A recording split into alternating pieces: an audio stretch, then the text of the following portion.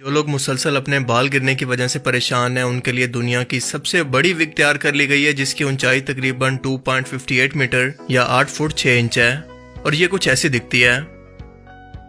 آپ چاہیں تو اس پر اپنی مرضی کا کوئی بھی ہیئر کٹ کروا سکتے ہیں، اور چاہیں تو اس کو اوڑھ کر سردیوں میں بلینکٹ کے طور پر بھی استعمال کر سکتے ہیں۔ امیجن کہ اس لڑکے کو آپ کے ساتھ لفٹ کے اندر جانا پڑے، یا پھر یہ مووی دیکھتے وقت آپ کی فرنٹ سیٹ پر بیٹھا ہو، گاڑی کی یا پھر بائک کی اگلی سیٹ پر آپ کے سامنے آ کر بیٹھ جائے۔ چلو اور کسی کا فائدہ ہو نہ ہو، لیکن پینٹین اور ہیڈ اینڈ شولڈر والوں کو تو اپنے لیے بالکل پرفیکٹ ماڈل مل گئی ہے۔ اور اگر آپ کسی کو یہ گفٹ کرنا چاہتے ہیں تو اسے کمنٹ سیکشن میں ضرور مینشن کریں۔ ویسے تو ہندوازم کے اندر کئی ملین چھوٹے بڑے خداؤں کی پوجا کی جاتی ہے، اور آئے روز ان کے اندر کرونا دیوی یا پھر بھگوان نریندر مودی کی طرح اضافہ ہوتا جا رہا ہے۔ لیکن آپ کو یہ جان کر حیرت ہوگی کہ جنوبی بھارت کے گاؤں کے اندر ہندو لوگ ایک مسلمان کی مورتی بنا کر اس کی پوجا کرتے ہیں، اور وہ بھی اتنی لمبی لمبی لائنز کے اندر لگ کر، کیونکہ یہاں کے ہندوؤں نے مل کر اس کی باقاعدہ ایک مندر بنائی ہے جہاں پر اس کی پوجا کرنے کے لیے یہ ہر روز یہاں پر اکٹھا ہوتے ہیں، اور یہ مورتی خود کسی ویڈنگ کیک کی طرح لگتی ہے۔ مقامی لوگوں کے مطابق یہ مندر تقریباً 500 سال پرانا ہے، اور اس کے پیچھے واقعہ دراصل کچھ یوں ہے کہ ہندو نسل کے کچھ لوگ جب اس علاقے کے اندر آباد ہوئے تو ایک مسلم نوجوان نے ان کی کافی مدد کی تھی، جس کی موت کے کچھ ہی عرصہ کے بعد یہاں کے لوگوں نے اسے خدا مان کر اس کی مورتی بنا کر پوجا شروع کر دی۔ آج کے ٹائم کے اندر بھی ایسے لوگ موجود ہیں۔ مطلب کہاں سے آتے ہیں یہ لوگ؟ کہاں سے آتے ہیں؟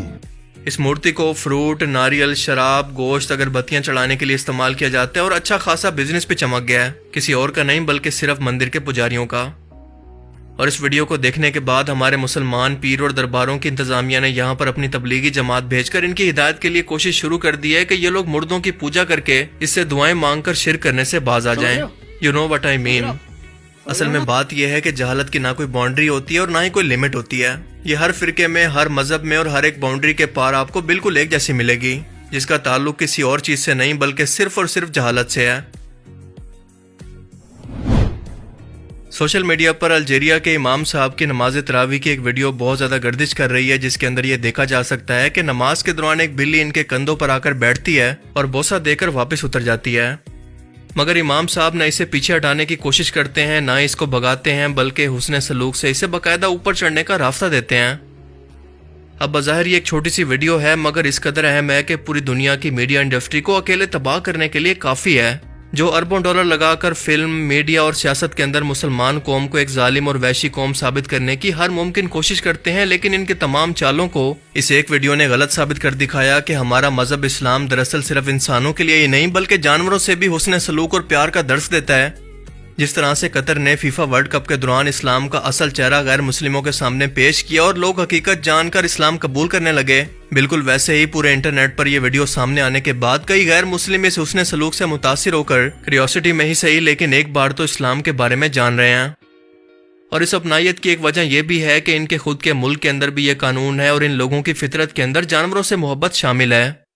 اور امام صاحب سے صرف جانور ہی نہیں بلکہ بچے بھی پیار کرتے ہیں، کیونکہ ان کی ایک اور ویڈیو کے اندر یہ دیکھا جا سکتا ہے کہ بچے نماز کے بعد ان کے پاس اکٹھے ہو کر انہیں باقاعدہ حق کر کے پیار کرنے لگتے ہیں۔ اسی لیے میں ہمیشہ کہتا ہوں کہ لوگوں کو صرف باتوں سے اسلام کے لیے زیادہ متاثر نہیں کیا جا سکتا، بلکہ اپنے کریکٹر اور کردار سے اسلام کی زیادہ اچھے طریقے سے تبلیغ کی جا سکتی ہے، جو کہ آج کے زیادہ تر مسلمانوں کے اندر ختم ہو چکا ہے۔ سو لیٹس بی ہونیسٹ، ہم سبھی لوگ جانتے ہیں کہ اگر یہ بلی انڈیا یا پاکستان کے اندر امام صاحب کے ساتھ یہ حرکت کرتی تو یقیناً اس بیچاری کا کچھ ایسا حال ہوتا۔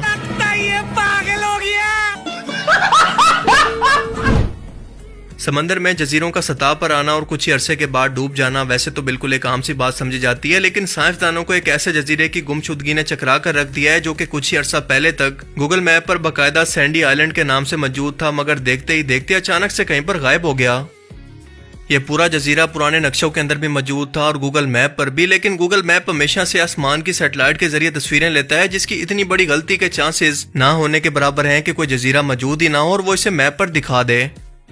جب ماہی گیروں سے پوچھا گیا کہ اس جزیرے پر کیا کچھ موجود ہے تو ان لوگوں کا جواب تھا کہ ہم نے تو یہاں پر کوئی جزیرہ دیکھا ہی نہیں۔ ریسرچ ٹیموں نے جب اس کی کھوج کی تو یہ واقعی وہاں پر موجود نہیں تھا، اور نہ ہی سمندر کی گہرائی کے اندر اس کا کوئی نام و نشان تھا، جس کے بعد سوال یہ پیدا ہوا کہ آخر یہ اتنا بڑا جزیرہ کہاں پر چلا گیا؟ کیا اسے زمین کھا گئی یا پھر آسمان؟